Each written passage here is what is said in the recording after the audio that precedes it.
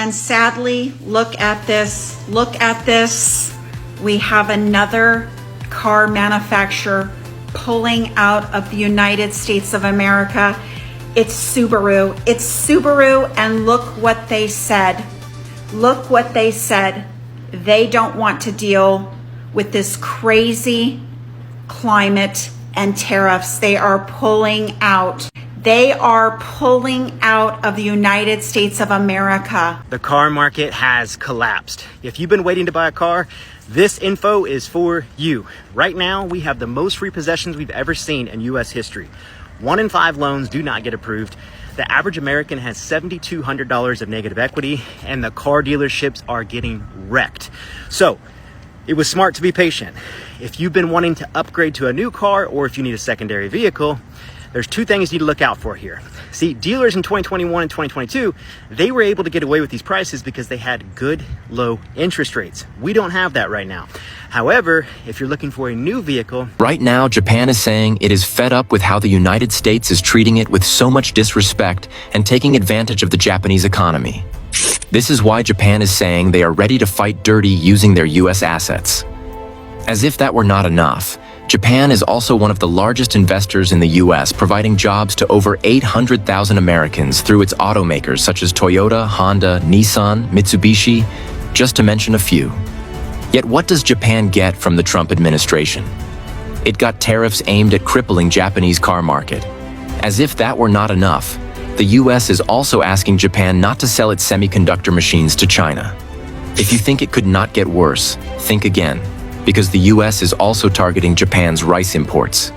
It almost seems like the Trump administration wants the Japanese economy to collapse. The auto industry has been lying to you for months. While experts and mainstream media keep pushing the narrative that the economy is strong, vehicle sales numbers just revealed the shocking truth.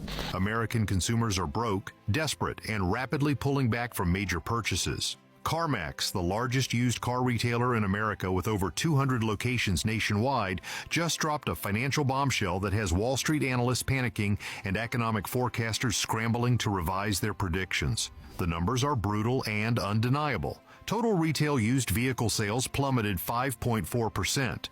Comparable store used unit sales crashed an even worse 6.3%. Wholesale unit sales down another 2.2%. Overall revenue collapsed by a staggering 7.2%. So it would be suffice to say Trump has single-handedly managed to turn the entire world against us, and also at the same time has messed up the car market and automotive industry in the United States for good, for a very long time. And that is exactly what we are going to be looking at today. If you like this video, please subscribe to the channel and support us. We really need your support. Please help us. Please subscribe. It'll really help us out. Let's dive into it. The car market has collapsed. If you've been waiting to buy a car, this info is for you. Right now, we have the most repossessions we've ever seen in US history. 1 in 5 loans do not get approved. The average American has $7,200 of negative equity, and the car dealerships are getting wrecked. So, it was smart to be patient. If you've been wanting to upgrade to a new car, or if you need a secondary vehicle, there's 2 things you need to look out for here. See, dealers in 2021 and 2022, they were able to get away with these prices because they had good, low interest rates. We don't have that right now. However, if you're looking for a new vehicle, there are a lot of manufacturers that are offering 0% or up to 1.9%. That's a great deal if you can get that right now. If you're going with a used vehicle, which boy, those prices are disgusting. They have dropped so much. You can find good deals, but the interest rates are not that great. So here's what I would do. If you are a cash buyer, buy used all day long. The deals are out there. If you are a financer going for a used vehicle, be very selective and maybe wait up to 3 to 6 more months. But just know, the car market has collapsed and the deals are there. Thousands of trucks ready for sale, just sitting unused in lots. There's $867 billion in unsold cars suffocating America's lots right now. And if you're thinking about buying a car in the next 6 months, this could either save you $30,000 or trap you in the biggest financial mistake of your life.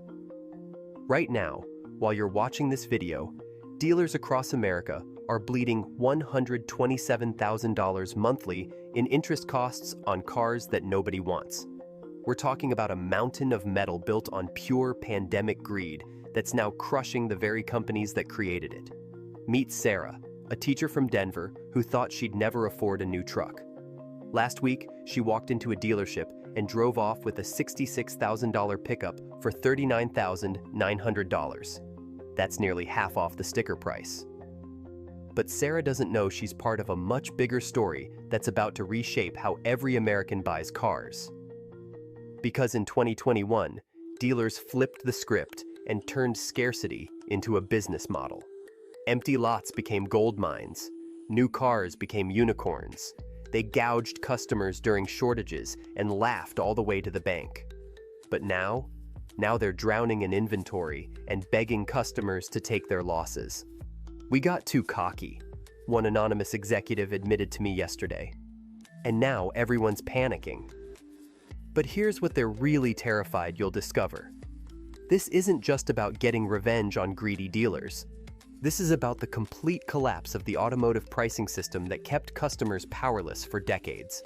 The question isn't whether you can get an incredible deal right now. It's whether you'll know the difference between a genuine bargain and a financial trap that will haunt you for years. In March 2020, assembly lines went silent across Detroit, Kentucky, and Tennessee. The global semiconductor shortage hit without warning, freezing production at Ford, GM, and Stellantis. And you know what happens when they can't sell their cars? They fire the workers. There are 11 million Americans who are employed in either automotive industry directly or indirectly. Whether it's car manufacturing, car repairing, car selling, Americans depend on this job. 11 million people is not a small amount. And currently, a lot of the people out of 11 million are at risk of losing their jobs just because of Trump tariffs. You can argue that at the end of the day, it's the consumer who will be benefiting from it because the prices will be going down. But that is at the cost of how many jobs? We don't know yet. We will find out soon enough if this continues.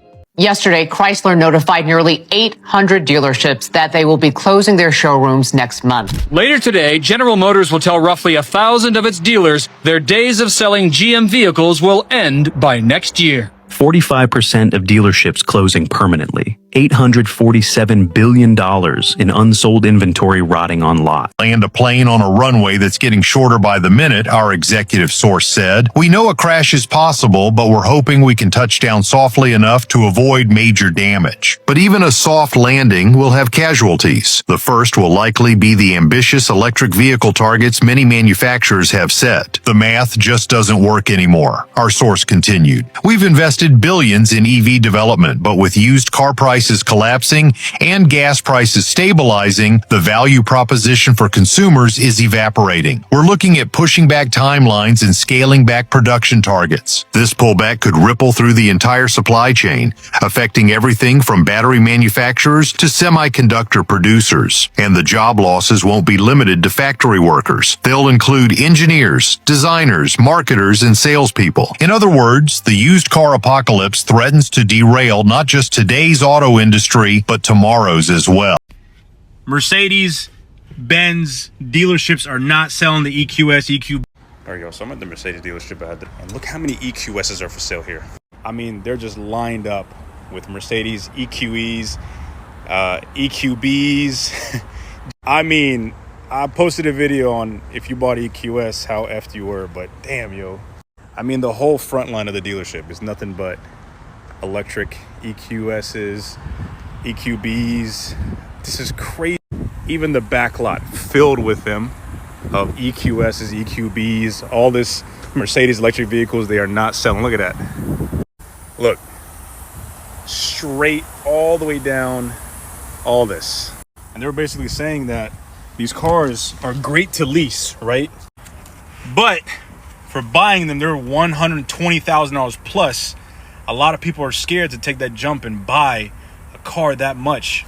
And I posted if you bought a brand new EQS, EQB, any Mercedes full electric vehicle, they've depreciated like 50-60% in 1 to 2 years. Toyota is having trouble selling the Tacomas, and the TRD Pro Tacoma is the perfect example of why. The Toyota Tacoma TRD Pro has a starting price of $63,735, right out of the bat, it's already over $60,000. But like most of these TRD Pros, and honestly most of the Tacomas in general, there are of course markups, options, add-ons, and all of that is added to the total price for the Tacomas. This 2025 TRD Pro has $2,755 added by the manufacturer, and then you've got the $1,545 destination fee, of course, and then the dealership adds another $9,995. So just with the options added, the total price is actually $78,030. So that's another $14,295 from the original base price with all the add-ons and markups from the manufacturer and the dealership. And obviously most people feel like this is just too expensive for the TRD Pro,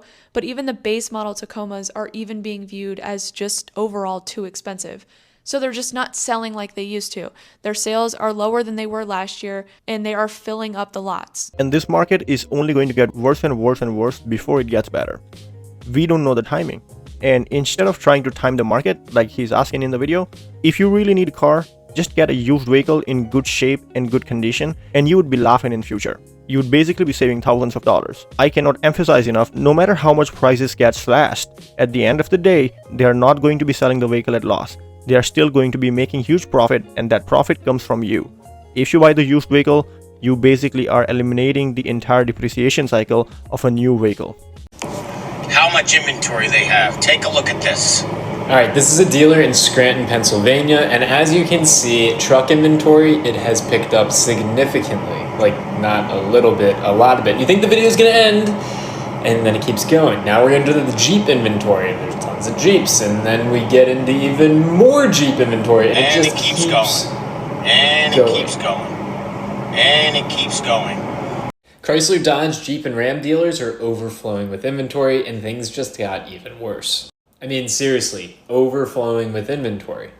To the point where they're having to get overflow lots for all the trucks and cars and SUVs that they can't sell. Jeep, for example, has increased their price 61% over the past 6 years, which is a steep price increase that a lot of customers can't afford. Things have gotten so bad that dealers are even hitting me up asking what they need to do to sell more cars, and I told them I would ask the community. And it's not just Chrysler, Dodge, Jeep, and Ram. Ford, with their F-Series pickup truck, just had a 6% sales decline year over year. And that's while Ford's been advertising 1.9% APR financing for 72 months on the remaining 2023 Ford F-150s. So yeah, what should I tell this dealer? Should I tell him $10,000 off on Ram 1500s? I mean, seriously, what do people want to see? Because these cars got so expensive so quickly, now the prices have to come back. I'll say that again, 896 days, and there's actually two of them, both 2023s, still on the lot. There's a silver one and a green one. 800. The green one's the one that's been here the longest, the 896 days. If you really start thinking about how long it's been sitting here, it's been forever sitting on the lot, not sold. Here we go again, 98, 15, 92. Look at the original price, $106,000 for a Wrangler. This is realistically what's happening on this lot. $100,000 Wranglers all over the place. It makes no sense at all. Dodge, Jeep, and Ram has a big issue because there's no affordable vehicles anywhere on their lot. You'll be lucky to find anything in the 30s. I mean, here we go, 41, discounted from 44, but look at that.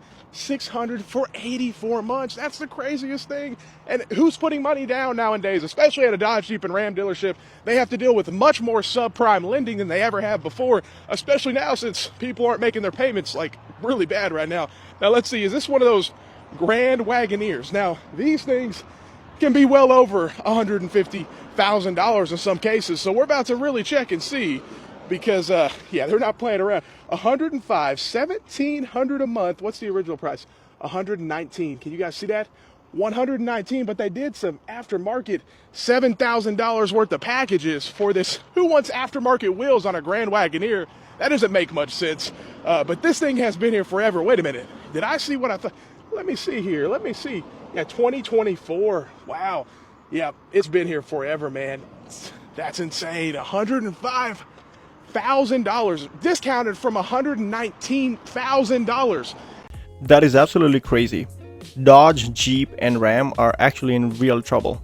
Ram 1500 not getting sold. No one's touching this vehicle at all. Can you believe this? There would come a day when a pickup truck would be so difficult to get sold, but that's happening.